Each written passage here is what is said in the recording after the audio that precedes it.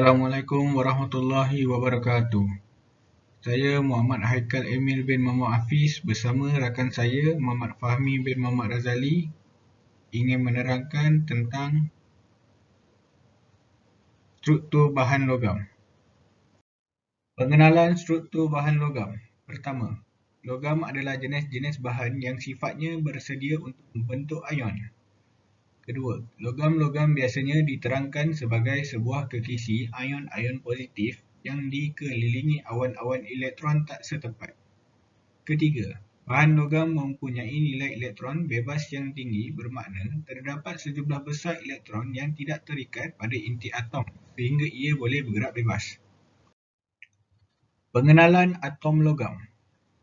Sebuah logam merupakan mini atom dari sistem solar yang mempunyai orbit di sekelilingnya. Inti atom ini terdiri daripada proton dan neutron di mana proton mempunyai muatan positif sedangkan neutron tidak bercas atau neutral. Saiz atom adalah sangat kecil tetapi mempunyai berat dan sifat-sifat yang tersendiri. Atom ini terdiri daripada 3 zarah asas iaitu proton, neutron dan elektron. Zarah yang lebih kecil iaitu elektron berkembang dengan kelajuan tinggi di sekitar teras. Setiap atom mempunyai orbit atau lintasan elektron yang disebut shell dan setiap shell terdiri dari sejumlah elektron dari setiap atom. Struktur kristal logam. Struktur logam terdiri daripada susunan-susunan atom yang terdapat pada logam tersebut, maka ia dapat dinyatakan bahawa atom-atom dalam kristal logam tersusun secara teratur dan susunan atom-atom tersebut menentukan struktur kristal dan logam. Ketika logam membengku dari bentuk cecair kepada pepejar atom, menetapkan dirinya dalam baris-baris yang rapi menjadi sebuah susunan yang disebut kekisi ruang, space lattice. 3 struktur bahan logam.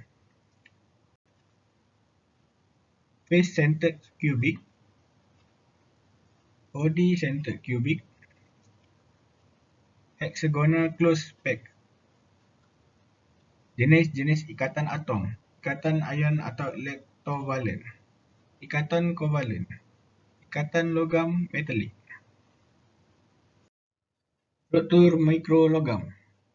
Mikrostruktur bahan yang boleh mempengaruhi sifat-sifat fizikal seperti kekuatan, kelihatan dan kemuluran, kekerasan, rintangan dan kakisan dan sebagainya. Ciri-ciri ini seterusnya mengawal penggunaan bahan-bahan ini di dalam amalan industri. Struktur mikrologam merupakan penggabungan dari satu atau lebih struktur kristal. Pada umumnya, logam terdiri daripada banyak kristal. Itu majmuk walaupun ada di antaranya hanya terdiri dari satu kristal sahaja, tunggal. Sistem aloi panduan. Logam tulen selalunya lemah dan terlalu lembut untuk digunakan dalam bidang kejuruteraan.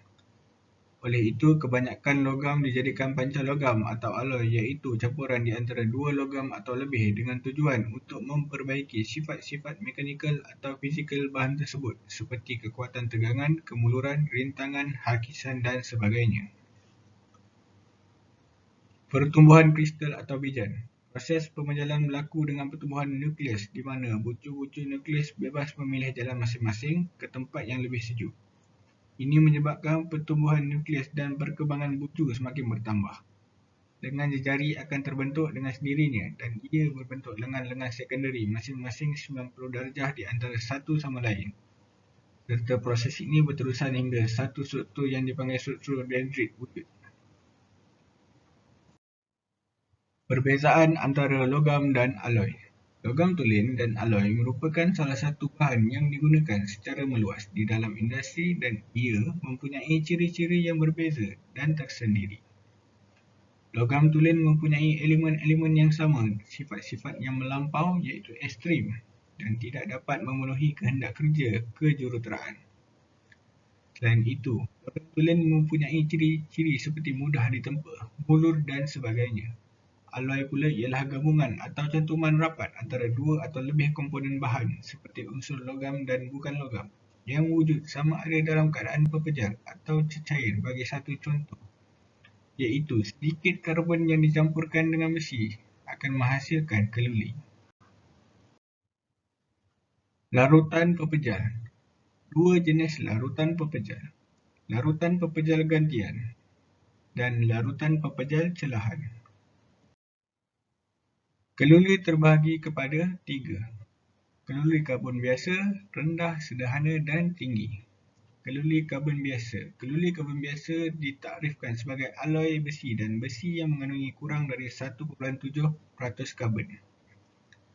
Keluli karbon rendah dikenali sebagai keluli lembut, mild steel, mengandungi karbon di antara 0.05% sehingga 0.30%.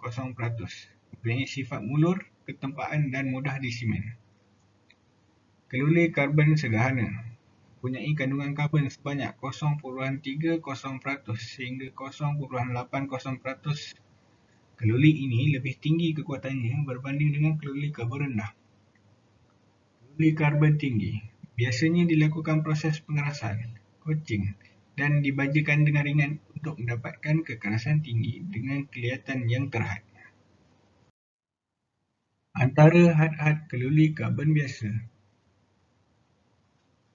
Kekuatan tegangan yang maksima 700 Nm. Komponen-komponen yang besar sukar untuk dikeraskan dengan berkesan, dengan itu terhad untuk bahagian-bahagian yang kecil. Melindap atau kejut koncing dengan air yang menghasilkan kekerasan yang sepenuhnya tetapi terdedah kepada herotan dan retakan. Jika dilembutkan dengan cepat pada suhu 300°C, gunaannya terhad untuk memotong logam dengan kelajuan yang tinggi. Mempunyai daya rintangan yang rendah pada hakisan dan pengoksidaan pada suhu yang tinggi. Jenis-jenis sebab dan cara mencegah herotan.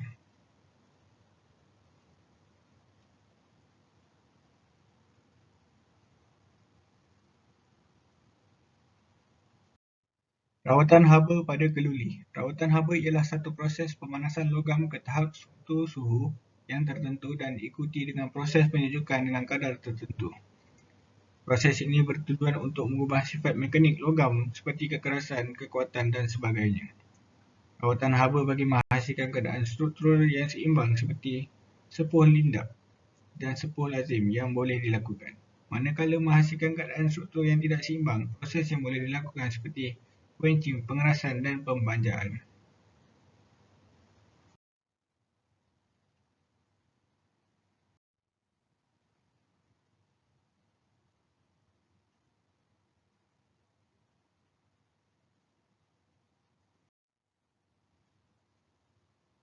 Langkah kerja proses rawatan haba quenching. Langkah kerja menjalankan proses quenching adalah seperti berikut. Panaskan keseluruhan sekeping keluli perlahan-lahan sehingga kawasan tersebut bercahaya merah panas. Kemudian akan lakukan proses penyejukan keluli panas menggunakan ejen penyejukan seperti air garam, air sejuk, larutan garam, larutan air dan minyak atau udara termampat mengikut kebersanannya dengan patas supaya sifat mekanikal pengerasan logam dapat dihasilkan.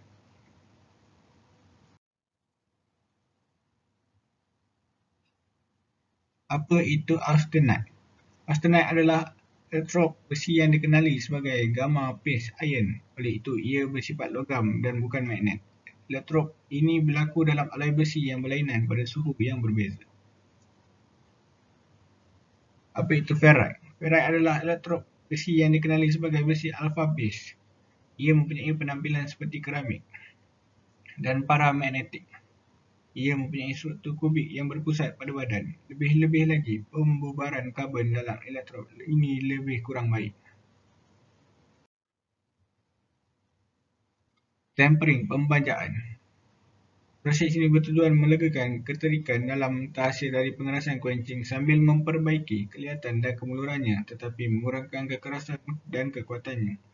Pembajaan melibatkan pemanasan semua keluli ke suhu di bawah garisan kritikal dan menyebabkan perubahan rupa bentuk metalsit yang terhasil selepas quenching menjadi struktur yang lebih lembut tetapi liat. Lebih tinggi suhu pembajaan digunakan, lebih hampir struktur itu menjadi struktur pelik yang stabil dan bahan itu menjadi lebih lembut dan liat. Cara tujuan dan langkah kerja tempering.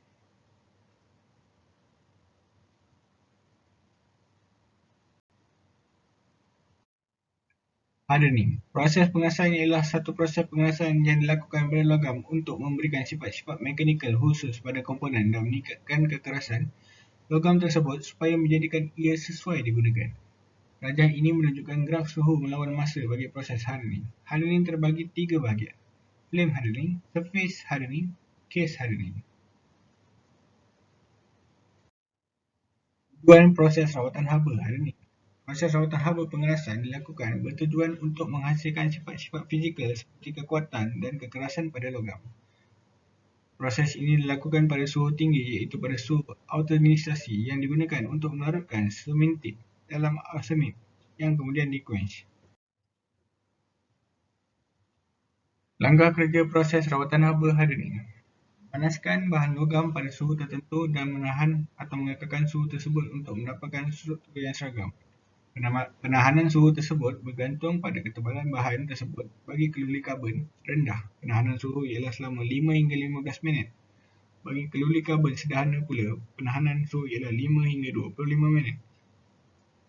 Kemudian disejukkan dengan pantas menggunakan ejen penyejukan yang sesuai seperti air sejuk, minyak dan sebagainya bagi mendapatkan mikrostruktur dan sifat mekanikal yang dikehendaki. Proses prapanas.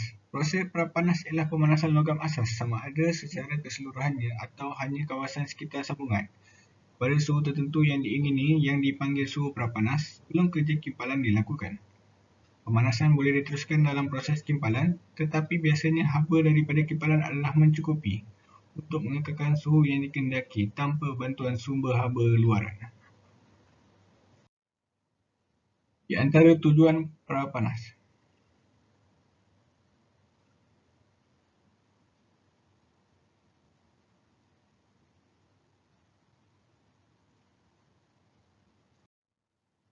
Faktor-faktor menentukan prapanas. Satuan kod kimpalan, ketebalan logam, kandungan kimia logam asas, kekangan, sumber ambien, kandungan hidrogen dalam logam pengisi, dan masalah keretakan sebelumnya. Kesimpulannya, prapanas boleh mencegah keretakan dan memastikan sifat mekanikal tertentu seperti kelihatan takut diperolehi. Prapanas mesti digunakan apabila kod yang berkaitan dinyatakan. Jurutera kimpalan mesti menentukan sama ada proses prapanas diperlukan atau tidak. Berapakah suhu prapanas yang diperlukan untuk logam asas dan ketebalan bahagian yang diberikan. Sekian, terima kasih.